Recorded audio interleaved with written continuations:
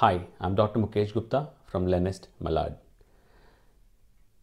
As soon as the thought of labor comes in the mind of a woman, the first thing which troubles us is how bad is going to be the pain. Let me tell you, there are various ways to bring down this pain. The common methods that are used is the simple analgesics that are used, or if you're training your mind well by the process of hypnobirthing, it also works pretty well. Things like using TENS or using various different physiotherapy modalities can also help you. A warm water tub or rubbing off your back are another things which have been tried and tested. But one of the most popular method which is used, and one of the most scientifically proved method or evaluated method, is the epidural analgesia.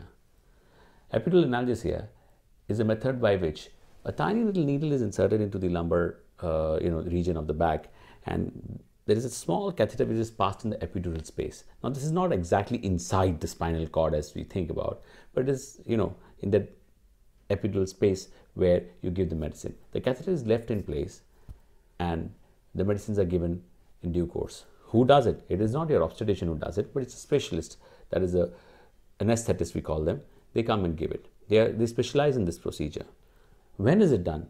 Once you are in active labor, say your dilatation of the cervix is 3 to 4 centimeters, that is the right time to give it.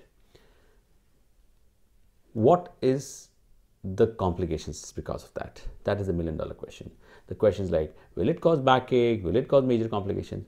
So practically speaking, the commonest complication that we see for epidural analgesia is post-procedure headache, which is almost like 1 to 2% of the whole population who gets it. Okay, so it's not so common, but still that is one thing which we very rarely books do mention that there can be things like hypertension, but we try to nullify that risk by giving IV fluids and appropriate fluid management and monitoring.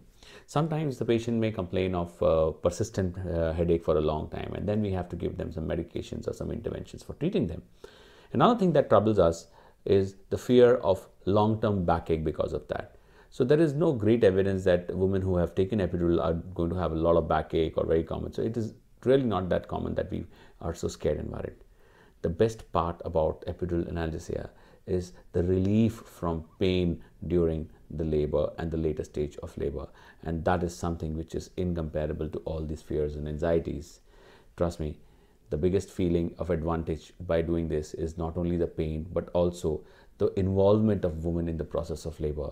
Reduce anxiety, reduce irritability, and all those factors really help us to enjoy the process and make it memorable rather than a tragedy. And the most important part is that you have control. If you want to higher dose, you can take a higher dose. If you want lesser dose, you can say that, okay, I don't want more dose. You can decide on that as per your convenience. So the painless labor or the epidural analgesia is not to knock you off, but to make you feel comfortable during the course of labor. And I think, no doubt, it is your right to enjoy your labor and make it memorable and not painful. Thank you.